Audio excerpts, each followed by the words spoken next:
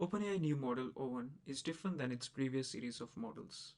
It is significantly better at tasks that require serious thinking. Every time you ask this model a question, it takes its time before answering. This is a paradigm of increasing the compute at the inference time. And this pays off, as this model is demonstratively better than previous models in benchmarks like maths, physics, and coding. And this is all thanks to chain of thought reasoning. As described in this paper, the chain of thought reasoning defines as a series of intermediate reasoning. So in a standard training, model is just given the questions and the corresponding answer. But in this case, the model is provided with a logical reasoning to arrive at that solution. And that improves the accuracy of these models by a huge extent. You can see some of these reasonings in the demo of the O1 model, but when you go and try it by yourself, you won't be able to see it.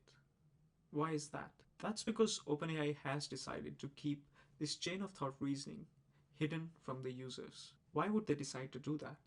There's a very good reason behind that. In order to understand why, we need to understand how do these models actually learn to answer questions in the first place. Remember that the LLM, after training on a huge set of text, just trains to predict the most probable next word in a sentence. These models are later trained using reinforcement learning to act like agents who can answer your questions. And this process is called as RLHF, reinforcement learning with human feedback. In this process, the model outputs different answers to a particular question, and then a human evaluates the best possible answer to that question, and thus reinforcing the model to learn the human preference. This is what is used to train the model to act in a safer way. So the next time when you ask it a recipe to make a bomb, this is what it will give in response, even though somewhere in the training data set there was a recipe to make bomb, and it refuses to give you that. But does this process really makes this model safer to use? Not really. This is more like how a kid will behave nicely, as it has been trained to be nice from the influence of a parent. But there is more that can be elicited out of that kid with some clever convincing from friends. And so does happen in these models, and that process is known as jailbreaking. I asked OpenAI O1 model to generate a recipe to some pretty serious drugs.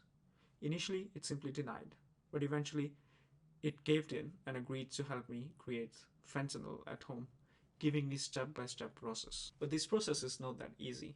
So for most day-to-day users, these models are relatively safe.